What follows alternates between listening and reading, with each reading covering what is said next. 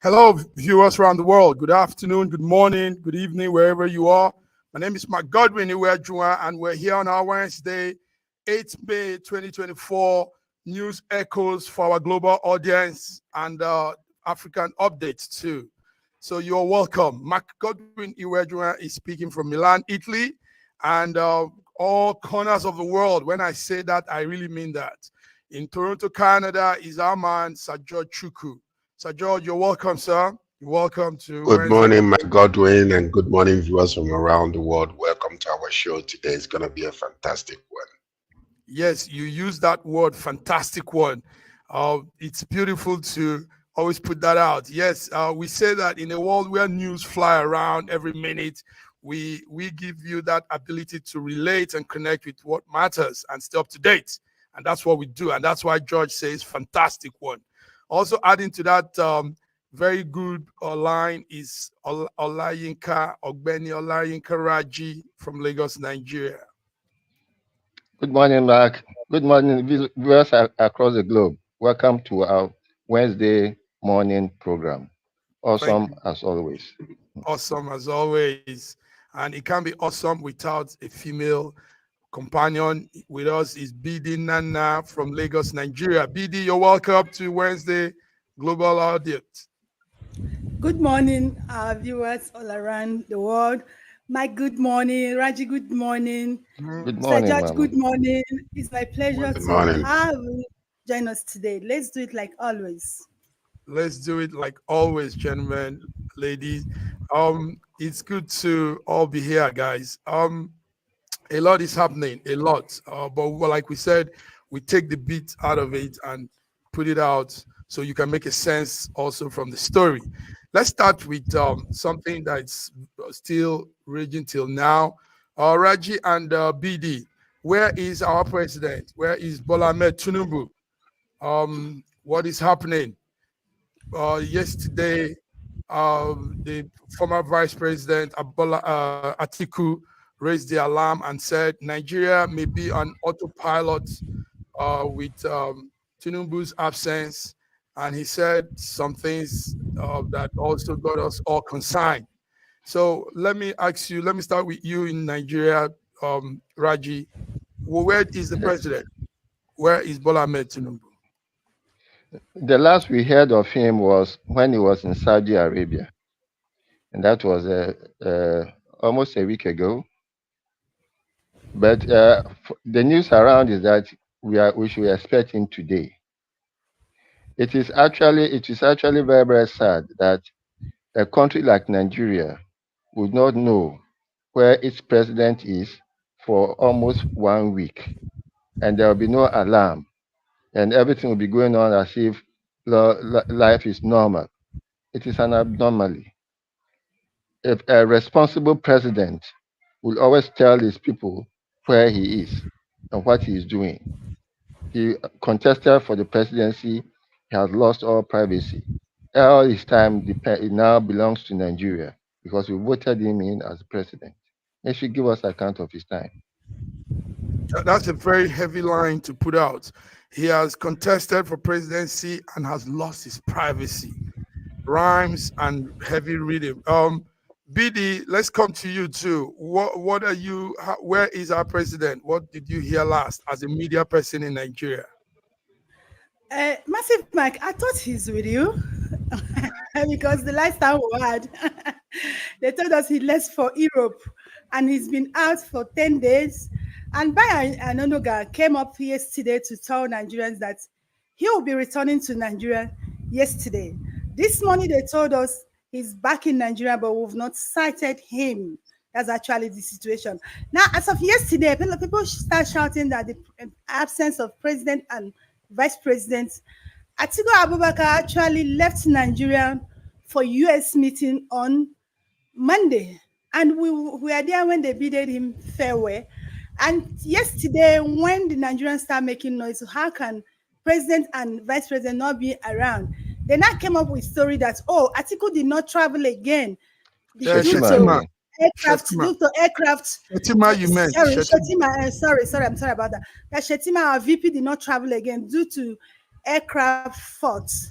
So that's the situation on ground now. They told us that Tinubu, our president, is back, but we've not cited him.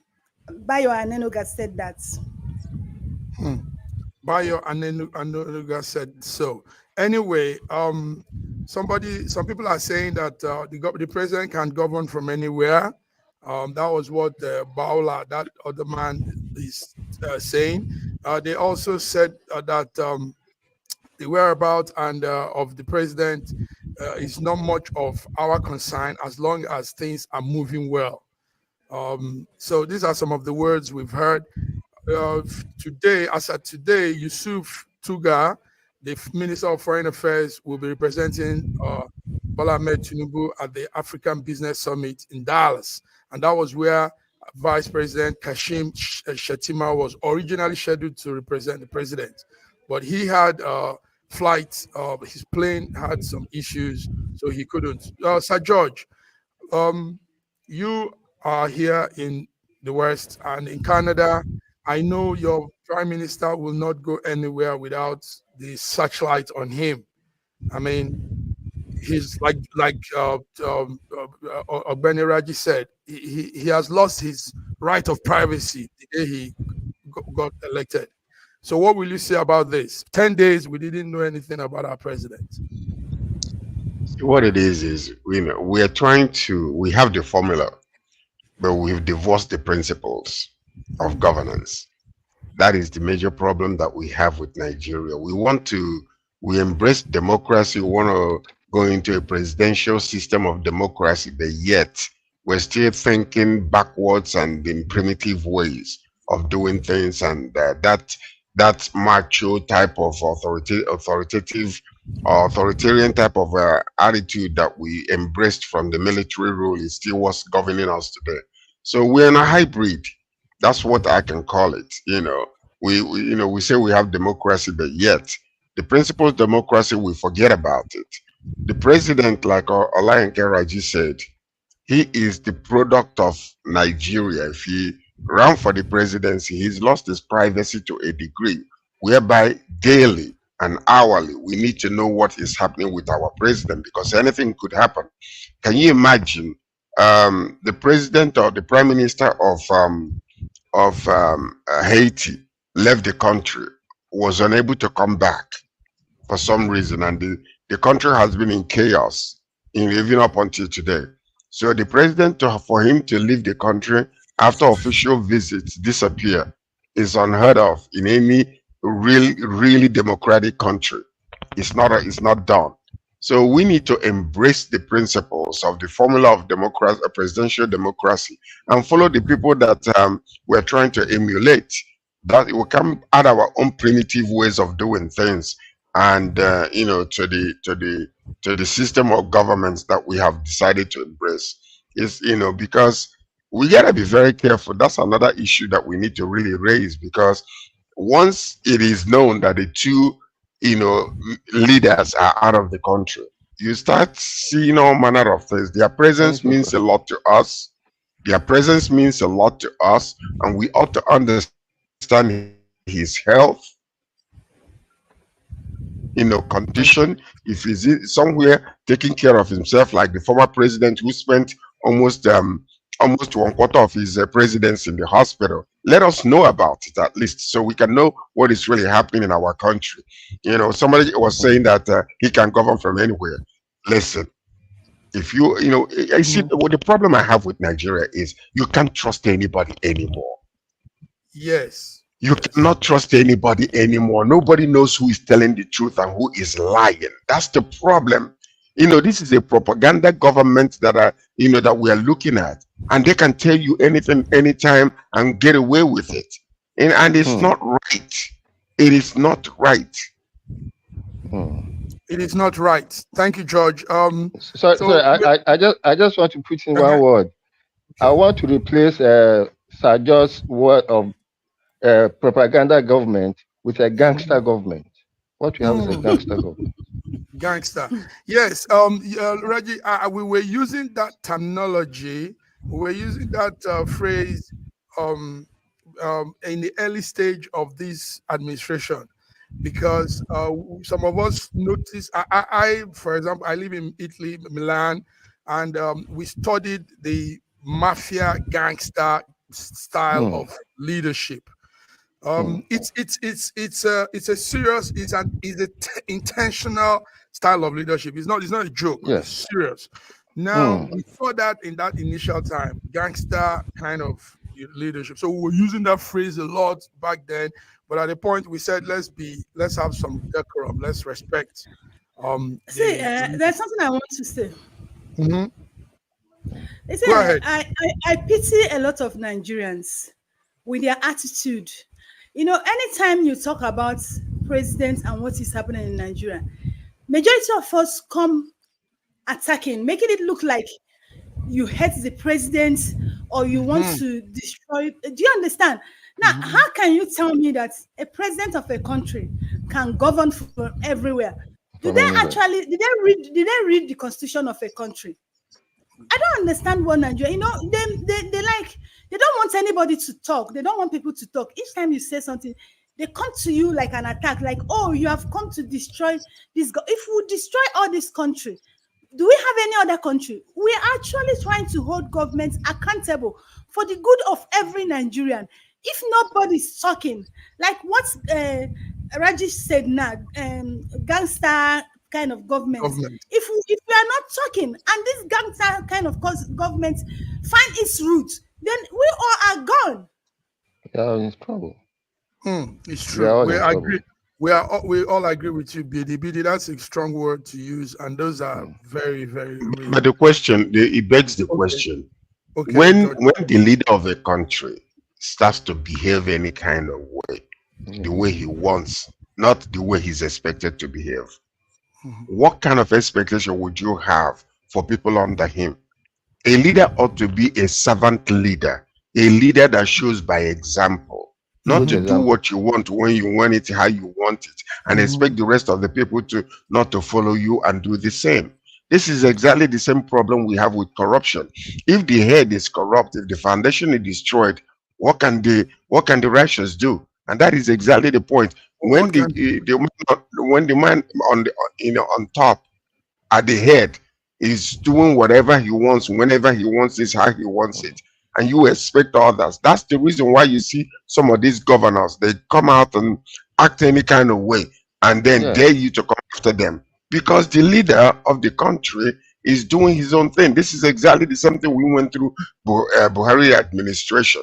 He would disappear, go into the hospital, and then wouldn't even give the vice DP. the authority to govern. That's exactly democracy in Nigeria. That's a sham democracy, if you ask me. Thank you very much, gentlemen. Thank you, George. Sham democracy. Viewers listening, watching us, yes, we're asking about the whereabouts of our president, Bola Ahmed Tinubu, and his whereabouts is of importance. So, what we do here, viewers, is also to make Nigerians begin to see things in the right way. It is normal for us to ask for the whereabouts of our president. It has nothing to do with we step into his privacy or anything. It's normal. It's governance.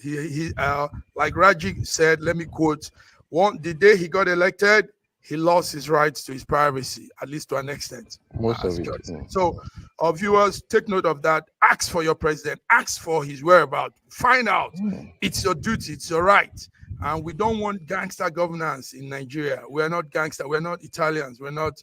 It's not a gang thing. It's Nigerians for Nigeria. We all own the country, Nigeria. Gentlemen, thank you very much. Let's move on to other strong issues. Also, still on Nigeria, we saw something not too good. People were being deported.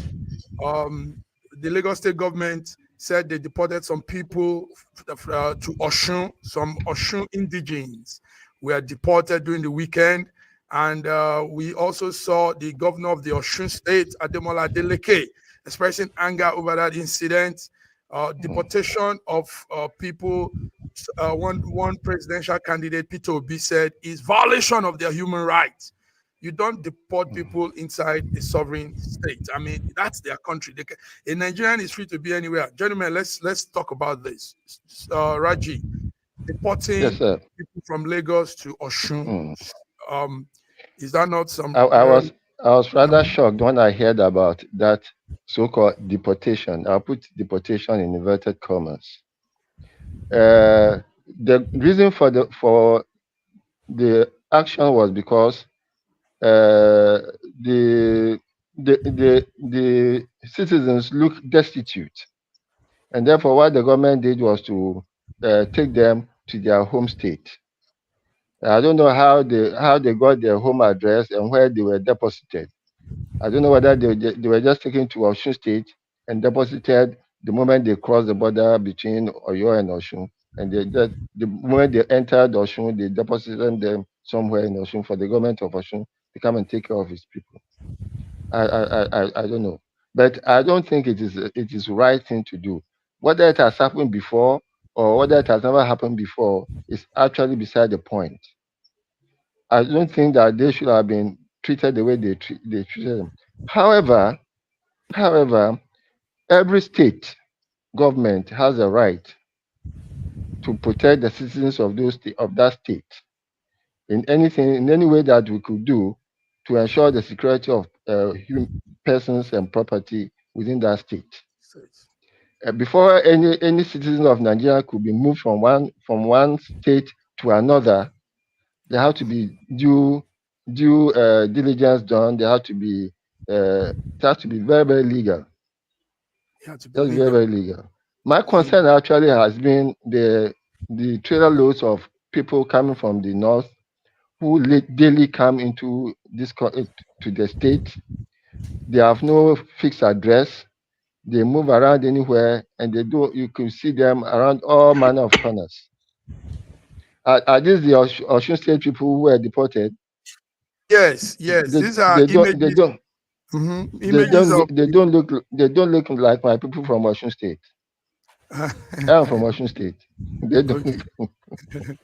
Maybe they Anyway, are aliens from Osun State. But George, I don't think it's proper. I don't think it's proper. when you treat people in a very unpleasant way, it affects their look and their Their well-being. psyche, everything. Yes. Yeah, so they will obviously look haggard and rough because they've gone through some real terrible situation. Sir George, we are both in the West. We know what foreigners face living in a foreign land. You know, you're prone to deportation, you're prone to anything, anytime, you're at your feet at every point in time. And now you're in your own father's land. Nigeria, they say, is for us all. And somebody is taking you and saying, no, you go to where you come. Can you make a sense of what is going on?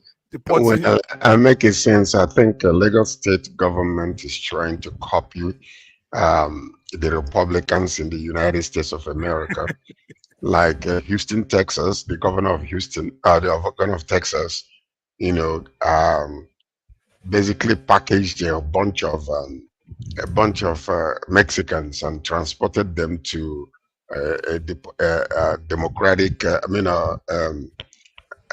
Democrats states, and then the governor of Florida did the same thing also. This is exactly what you're seeing here. But the question, you need to ask, I do understand if there is a major concern about these people being dumped in Lagos, or they came to Lagos and have nothing to do, occupying certain areas where people getting afraid, and this can actually turn into something, criminality or whatever, unsafe environment, so I can understand that if that is the major concern and they were trying to clean up the place, like maybe some of these people were the people that were hanging under the bridge that was just demolished, so maybe they didn't have any other place to go, and they were giving them aid by bringing them back, because they said that most of them said, help us to go back to our state. That's what in the news I received, that most of them were being, they were asking the government to help them out, which, to a degree, if they don't have any place to reside in Lagos, they could become a hindrance and a nuisance. So, you could see from that aspect of it, because the people that were dropped in different locations, according to the news, Sahara reporters. They said that they were deported And then when they arrived in Osun State, they didn't dump them in one place. They asked them where would be comfortable for you in order to reach home, and they were dropping them from one area to another in order to give them a little, closer to wherever they are going. So these are some of these things. Lagos did not respond until recently. So whether it is all true or partially true, we don't know. But this is the news we're receiving. This is the news we're receiving. BD, the story is that the police officers picked some of these people, Osun indigene from Aja, TBS, Lagos Island, but former president candidate Peter Obi said that deportation is a violation of citizens' rights. He says he's deeply saddened and shocked by that report. BD, how do you see this? Critically thinking, what's your view on this? My view on this, please, I need time to talk about this. I'll start by answering Sir George some of the questions he raised. What I think about this is that we're just deceiving ourselves about one Nigeria in this country. There's nothing about one Nigeria with how we treat each other. First, Sir George, thank God I'm happy you're a news person. We know how these people write news to fit into their propaganda. These people were picked up in Lagos. Now, first you said Mexican, Florida Mexican. Mexican is not Nigeria, it's not American. So that one, you can't compare with Nigeria, with Lagos State deporting Osun or deporting Anambra people. It's totally two different things. First, these people were picked in Lagos. They were picked them randomly in different areas in Lagos. They didn't allow them to speak. They did not ask them any questions. They pick even the ones that have shop, even the one that's coming back from work, even the one that were sitting, who does not, they picked them randomly around Lagos. No question. The ones that tried to speak, they did not allow them to speak. I'm giving you first-hand information. It's not about what we are news people, we are media people. We know how propaganda gets news to favor them or to favor what they want the public to hear. Now, they took these people to Osun. They took them to Osun. And why Raji said that those people does not look like Osun? That picture was taken in the midnight. That picture was not taken it was taken in the midnight. They got to somewhere in Ileshe. They dropped these boys. They asked them to start going inside the bush or they will shoot. And they obeyed them and start walking into the bush, and they turned and left them. That was that picture you saw. Now, these things have happened. You know, the thing I found that's what is happening in Nigeria. The APC-led government have actually used P2B to destroy Nigeria, distract Nigeria from talking or focusing on issues that affect us. Instead of us to talk, discuss, and tackle the issues that affect us in this country, all our attention has been on Peter Obi. Now, rather than people to come out and condemn what Lagos State government did, they came up with, Peter Obi did it. Peter Obi did it. Now, let me give you people's story. Where I say, please give me time. In 2009, Fashola, I'm not talking about when King Jaja of Fopobo or Fani Fayomi, all those people time they were. I'm talking most recent one. Fashola deported, the first people he deported from Lagos was beggars, 160,000 beggars to the north. Now, he followed by deporting about 74 Igbos to Head Bridge. He deported Osun people. He deported Oyo people and dumped them in. This deporting and dumping, it did not start today by Lagos State. He deported Oyo people and dumped them at Obomosho. He deported Osun people. This is the second time Lagos State government is deporting Osun people. Now instead of us to tackle this issue and stop it, talk that we are Nigerian, we have right to be in every state except your constituted nuisance. But no. Now, for you to tell me that these people are miscreants because they label them miscreants, you did not even question them. You did not allow them to talk. You did not even investigate on those who said, I have a shop, I have business, or I have a house. You did not do none of that. You packaged them and put them in the bus and you transported them out of Lagos State. Now they are talking that, Peter Obi did it, that he should not speak. Peter Obi did it. Now, let me tell us, in the early 2020s, there was rummaging of beggars in the streets of Lagos. It was even discussed in the house. Lagos State, Kano State deported beggars out of Kano State, deported to Katsina, Kaduna, Niger, about 4 states, and even deported out of Nigeria to foreign states. Lagos State did it. Rivers State did it. Kogi State did it. So many states deported beggars, which P2B followed. And some of those beggars he deported from Anambra were people who he sent to Ebonyi State, Akwa Ibom State, and North. Now, instead of us to condemn what Lagos State did, their focus now is on P2B. P2B, you did it. You should not talk. Now, for the God's sake, I want to get something straight. PDP were not doing well. We said, and we wanted a change. And the change we voted was APC. We said we wanted a change. We voted APC. Now APC is in power. And each time APC does something and we want to criticize them and say, oh, PDP did it. AD did it. NCC did it. How long are we going to continue in this kind of petty lifestyle in this country? Petty lifestyle.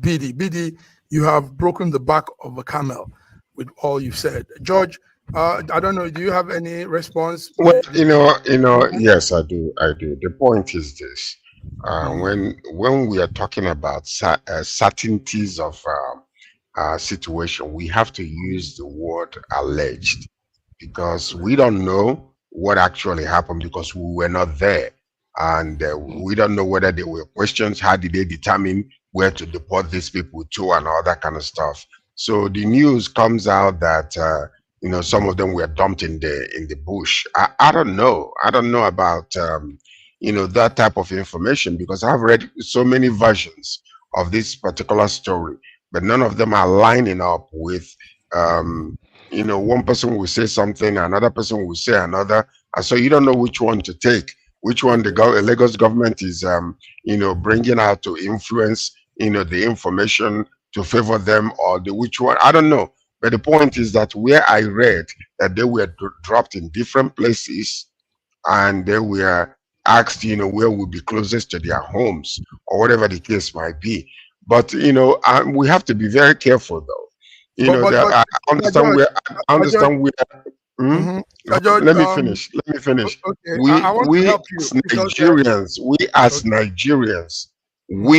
Nigerians have the right to exist and live wherever we see fit.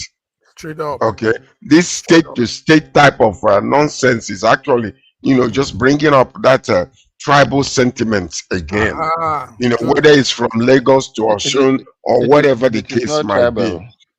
I know it might not be travel, but that's exactly what it's looking like, because if you hear the tone of the voices that you're hearing, all of a sudden P2B did it, this person did it, or that person did it. The point of the matter is we have to stay within the confines of the Constitution and make sure that we obey the law and respect every citizen alike. And that's what BD is saying. But also added to what BD is saying, Sir George, the Osun governor, Ademola Adeleke, expressed real anger during the weekend over this situation. So it is true that it wasn't done well. I mean, if the governor will come out and say this is wrong, that means he has also weighed all the options, looked at every corner, and noticed that it is a wrong action by Lagos State government. So, by the way, hold on a second. You see, sometimes we can complain and sometimes we can point out wrongs, but also we need to actually think about solutions. In a situation like this, it's actually very evident that not all, but maybe a lot of these young people that were picked up and transported back to Osun State, they are in dire need of help. They just say that they were water sellers, people that sell, sachets of water or whatever the case might be, and maybe they think that they are bad. I believe that what Adeleke need to do now, gather these youths together, make a proper arrangement to educate them, to train them, and make an example out of these people, because look at them, regardless of where the picture was taken, how it was taken, or whatever. These are youths of Nigeria, intelligent youths. If we don't pick up these young people right now and train them the right way, they will go out in the streets and become a problem later. You see, okay, call all these people call all of them that were dumped. If you were one of the people that were, deported from Lagos, please come to my office. I want to give have somebody to be in charge of them, a welfare department. Let's take these youths, let's spend a little money on them, let's change their lives to become better citizens. That's what a lot of countries do. They bring people from different countries, they give them welfare, and they train them to become better citizens that will be paying taxes in the country. Okay. Raji, Raji, go ahead then. PDU. Yeah, so I just wanted to back up Sir George's assertion. It also shows a failure of governance in almost all states, where you have a lot of youths just walking around jobless, without any focus, not trained to anything, not educated, not trained for anything. It's a failure of government. You're spending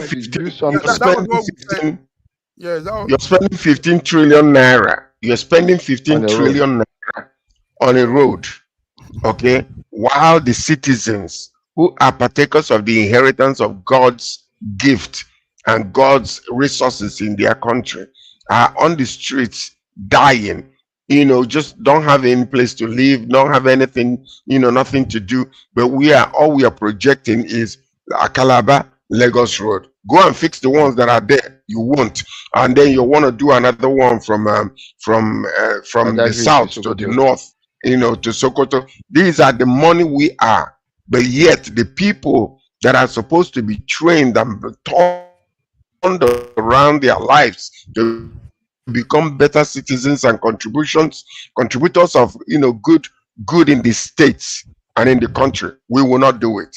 All we need to do is to fight over destroying businesses, and then no good roads are there. You don't want to fix the road, you want to put all that money. Can you imagine what 15 million naira can do by building infrastructure where these young people can be trained, where people can now come into Nigeria and bring jobs into Nigeria? Can you imagine what that kind of money can do? Can you imagine? Vocational yes. Thank you, George. Sir George, your suggestion is very good. It's very nice. But now, before we get to that, I think we should condemn this idea of deporting Nigerians in Nigeria. Abuja actually did that. Deported a lot of Nigerians, deported the people they call these beggars, deported a lot of things, demolished a lot of shanty houses. Whereas when you go to Abuja, there's this report that was released 2 years ago, how millions of houses in Abuja are empty, nobody's living in them, and you deported over 3,000 Nigerians out of Abuja, demolished their shanties. Now, the Lagos State has been doing, they've been in front of demolishing this, deporting Nigerians out of Lagos State. Now, let's tell ourselves the truth. Lagos State used to be the capital of Nigeria, which means Lagos State was partly built with Nigerian money. Abuja is capital of Nigeria. Abuja, let me finish. Abuja was built with Nigerian money. Now you're deporting these people out of these states. Now you want them to go to their own states, and we claim that this is one Nigeria. Now, what your suggestion is good, but the first thing is that we need to condemn evil, because we say, "Oh, let's talk to Adeleke to not take care of this thing," and nothing. We don't address this issue of deporting Nigerians in their own country. It will still keep going on. It is condemnable. We have already condemned that. We have already condemned that. What we are talking about is a solution to the problem. You can't just be talking about the problem. You need to bring a solution. That is exactly the suggestion that we are making here. We know that such a thing is an evil act. It doesn't look good. But what do you do then? Let's go on a break. But before we go on a break, part of added to what we're talking about, Lagos State government just came out now that even when they demolish people's home, that person will pay for the demolition. That person pays the fee for the caterpillar and the trailer and whatever it is that comes to break his own. Who says so? Yes, the commissioner of Lagos State, commissioner of works. That's what is going on in Lagos. That's what is going on. So, George, you need to know all of this. So when BD is talking, we can understand how she feels. Gentlemen, let's go on the break. We'll be back. Yes, you pay for your own demolition. That's how it is. So we'll come back in a few minutes. Call us now for your clean and perfect inverter and solar installation. Electricity availability in Nigeria is not constant due to its erratic supply. A perfect inverter installation will provide you a full power control in your office or home, while our so-called PHCN remains the best.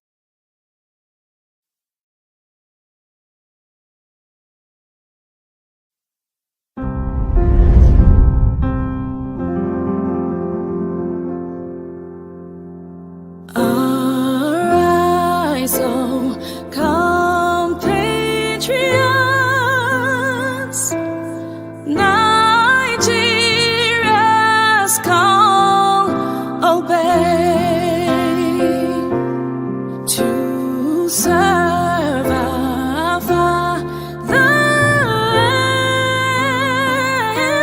with love and strength and faith.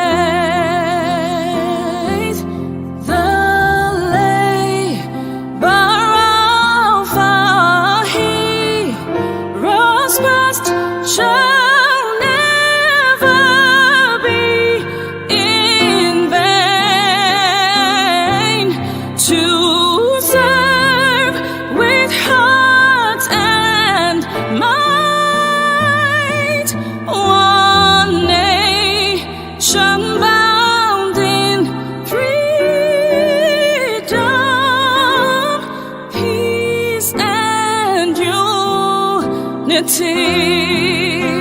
This country has some of the most extraordinary culinary diversity in the world. I'm talking about Nigeria. This first dish is amala abula, made popular by the Yoruba people in southwest Nigeria. It starts with amala made from dried yam and then is covered in a variety of soups. Next we have ofe nsala, a white soup that is synonymous with the Igbo people of southeastern Nigeria. It goes best with fufu, or akbo as the Igbos call it. Next we have suya, the most well-known food of the Hausa and Fulani people of northern Nigeria. Meat is covered in a peanut-based powder called yaji and cooked over an open fire. This is banga and starch, a classic of the Urhobo people of Delta State. Lastly, we have onunu, a plantain-based swallow of the Izon people in South Nigeria. We are eating it with fisherman soup, popular throughout this whole region. And of course, we don't forget the jollof rice. This is popular everywhere in Nigeria. I think what makes Nigeria so great is the diversity of all the different people coming together. These beautiful ethnic groups living side by side, sharing culture and cuisine, is what makes Nigeria such an amazing country to visit. Nigerians should be so proud of that cultural heritage, as there is so much more that unites than divides them.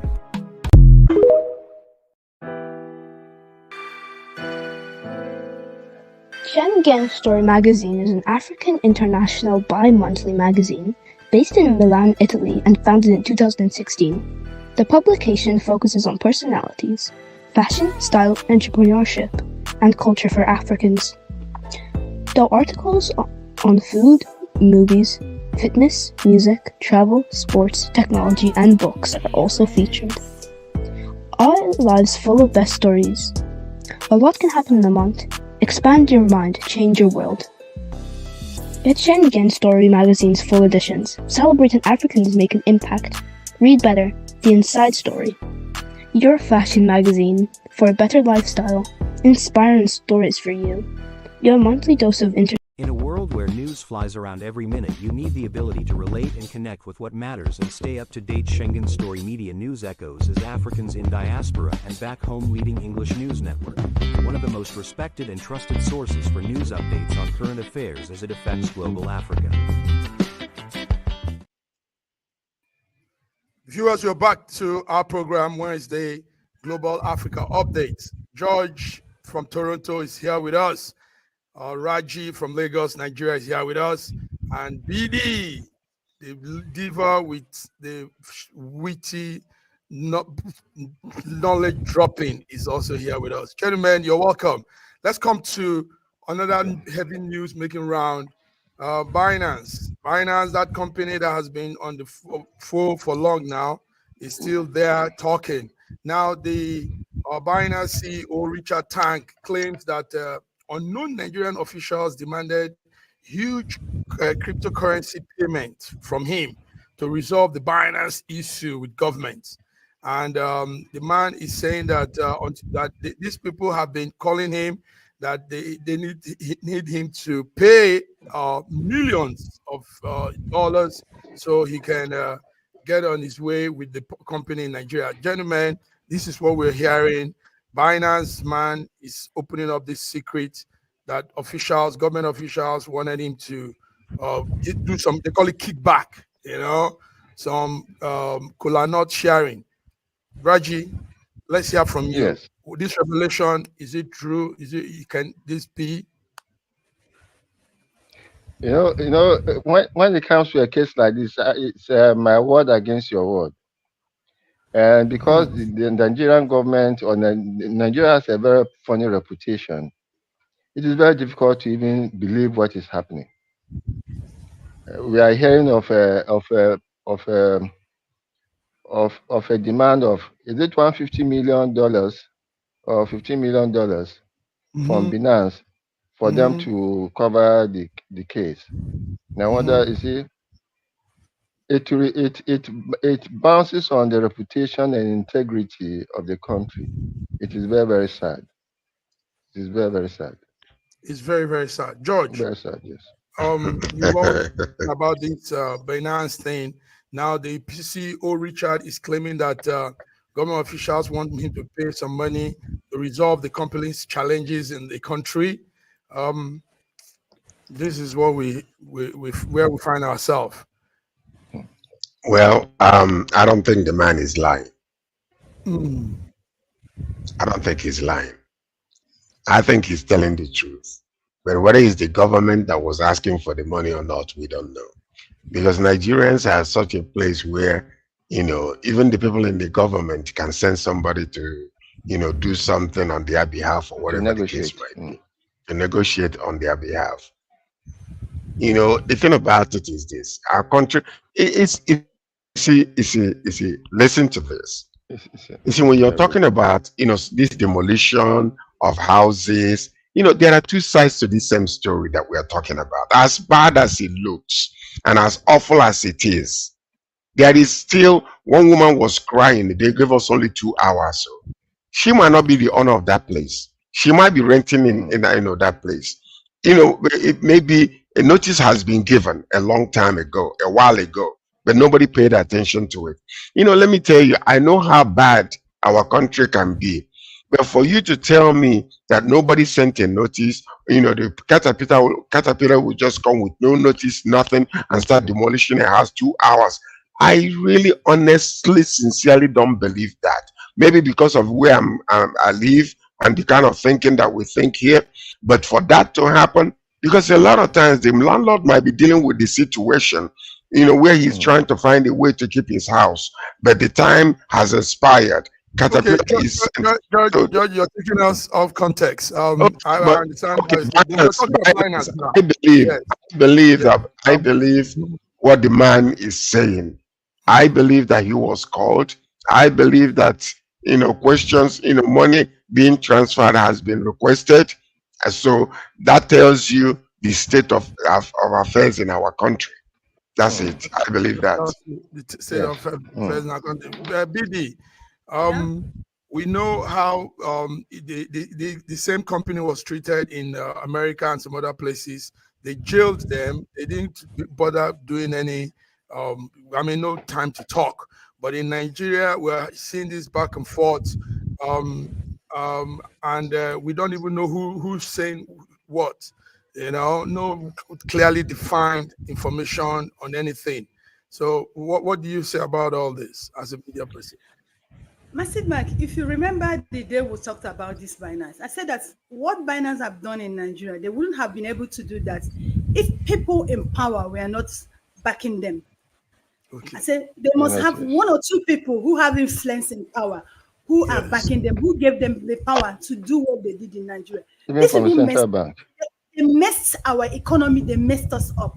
Look at the little things they did just because he was unable to state how things should be done in America, just unable to state. He didn't even mess up the economy. He was jailed for 2 years, 2 months.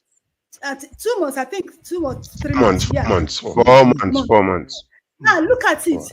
And the CEO of that Binance is telling you, Richard Tengi, revealed that some non-individual when I mean known individual, the people that are respected, people that are known, they must be attached. If they are not in government, they must be attached to government. They are known individual. Ask him to pay in crypto huge amount of money so that the case will be forgotten. Even without asking him to pay, we know that this case will be forgotten soon. Or don't you people know? So it's the truth.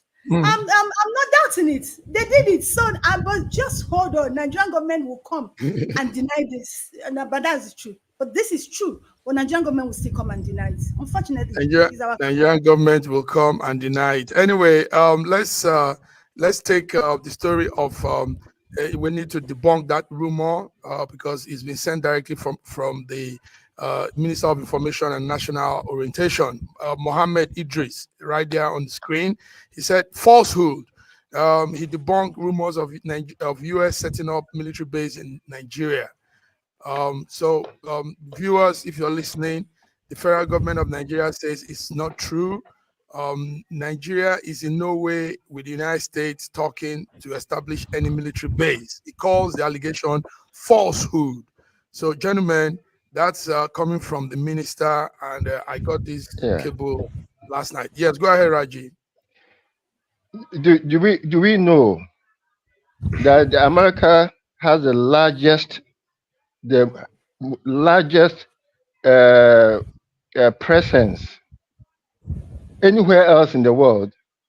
They have that situation at Eco-Atlantic. America has the largest base outside of America on the coast of Nigeria, Eco-Atlantic. So this talk about they are not looking for a military base, or there's already a military base. There's already American presence. Can you get us image on that? I mean, viewers are listening to you say this. The place is at the Eco-Atlantic. It is not.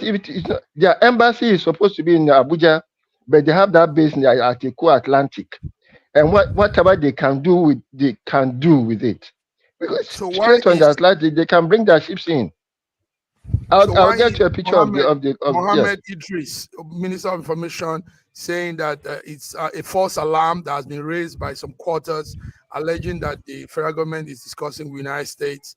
He says he urged the public to totally disregard that as falsehood.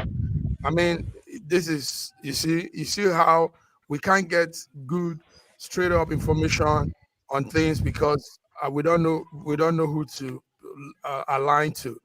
George, you're laughing.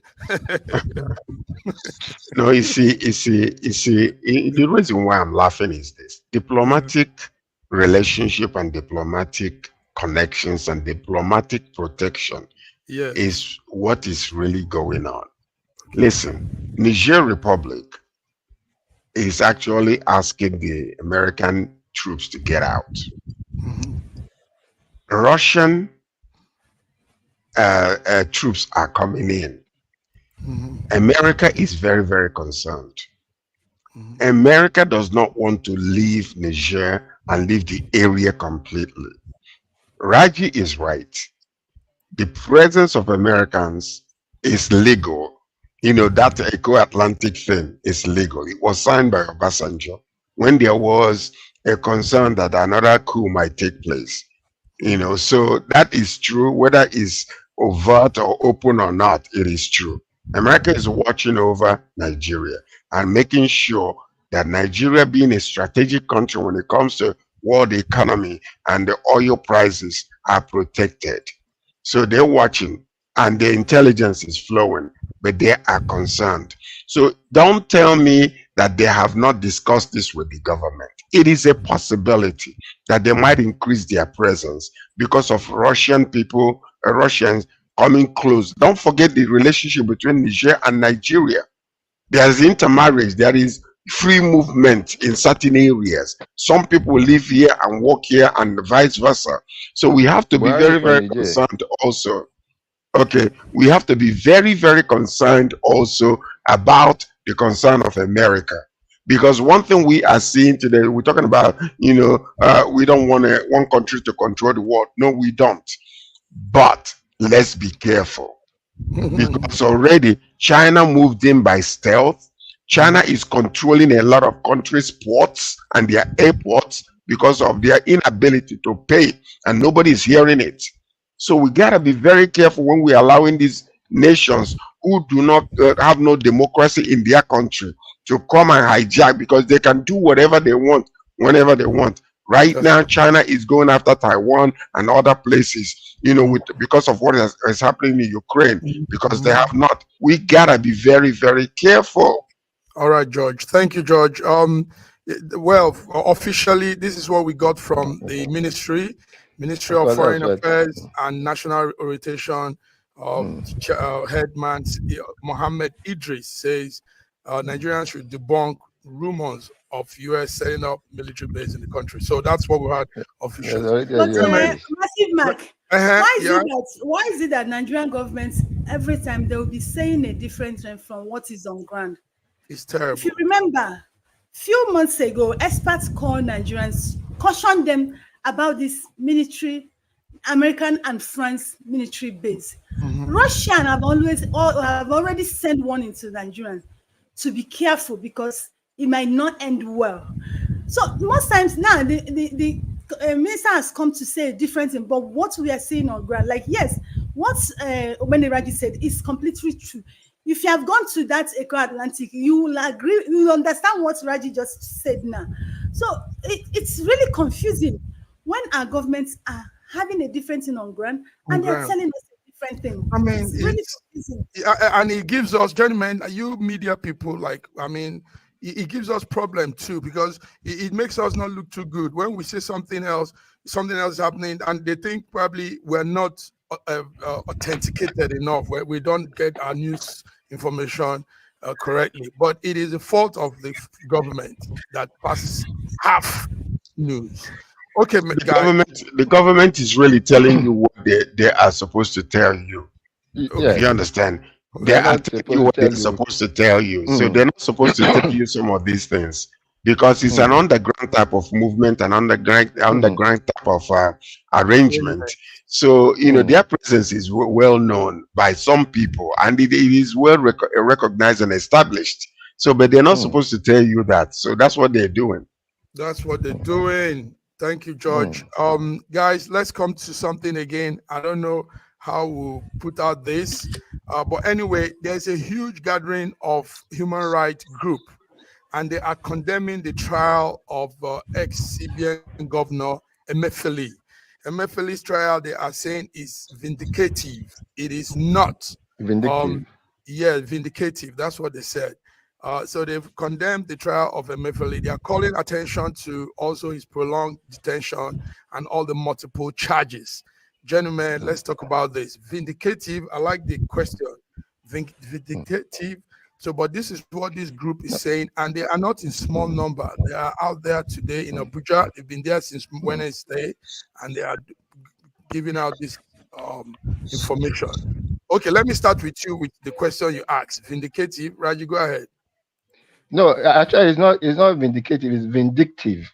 That is being taken as is being victimized. Okay, it's being victimized. Yes, the whole thing is becoming more and more political. So when my people will say that when a person stays too long on feces, all manner of flies will just land on him. Okay. For those of us who enjoy open defecation, if you stay too long on it, all manner of flies will come to you. The case of Emefiele has been dragging on for too long. The government will bring him to court today, and by the next time they will add more charges. It seems as the government itself is not serious, or that they are trying in their own way to cause obfuscation for the whole matter, so that by the time everything is done, we will just, like we normally do, just forget the whole matter. If they want to prosecute him, let them go straight with it. Let them go straight with it. So now people are taking advantage of the delay, and they are now turning it to be a personal vendetta against Emefiele. That is what they are saying. Even though left to me, if I had a chance, I'll go at Emefiele with a horse whip. Okay. For the You see. Let me just say something. I have repeatedly said this before. I don't think Emefiele is innocent, but Emefiele is not alone. Buhari's government was with him.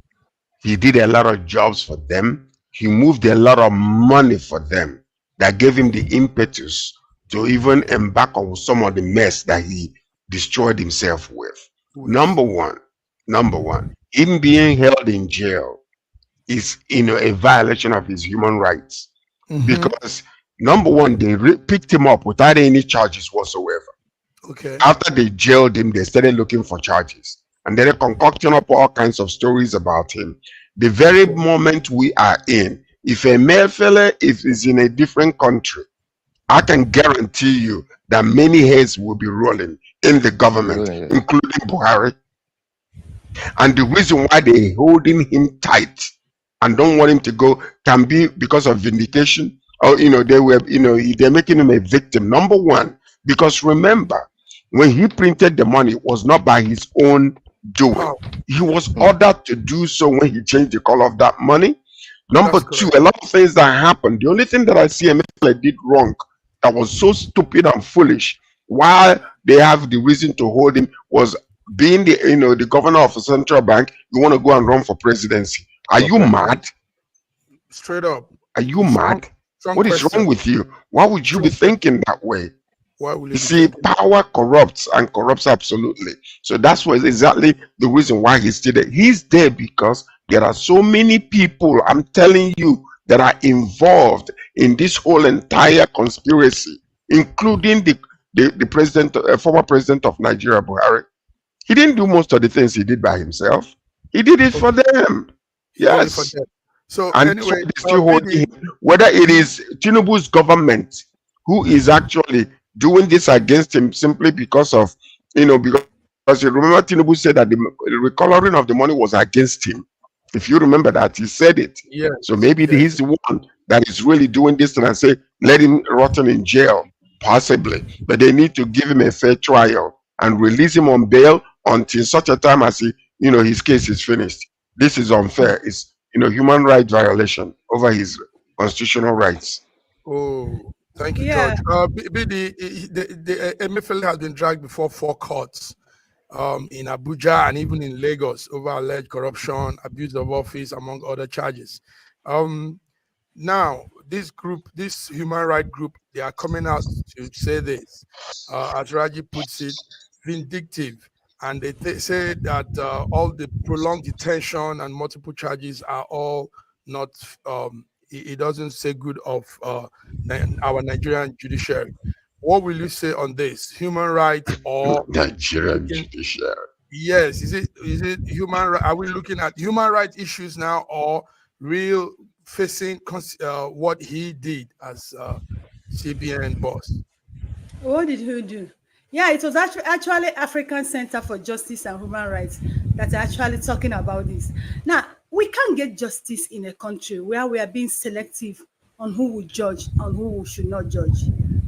You remember, we're still talking about same party, APC. They used this Emefiele to get over some of the things they did.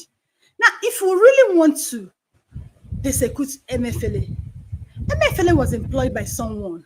Most of the things Emefiele did, he did it for somebody. You remember the first time Emefiele announced that of changing of the money. The Minister of Information, Minister of Finance said she's now aware of this. And they went to the presidency, and president asked her, must you know everything? Where are we in this country? Do you understand? Somebody employed Emefiele. Somebody instigated him to do everything he did. If we actually want to get this justice right, Buhari should come and answer some questions. Then if Buhari is not answering some questions, yes, I quite agree. They are being vindictive. This is totally vindictive action. It's personal on Emefiele until when they are ready to talk about this issue, because you cannot jump at issue. He was an employer. Someone employed him. Get Buhari and let's talk about this. You can't leave Buhari out of this equation, then expect to get justice. It's not done. What are you not telling me? It's not fair. Thank you, BD. Gentlemen, that's it for it. Let's look a few more minutes. Let's look what Atiku is saying again about what the government is saying about Sheyi Tinubu's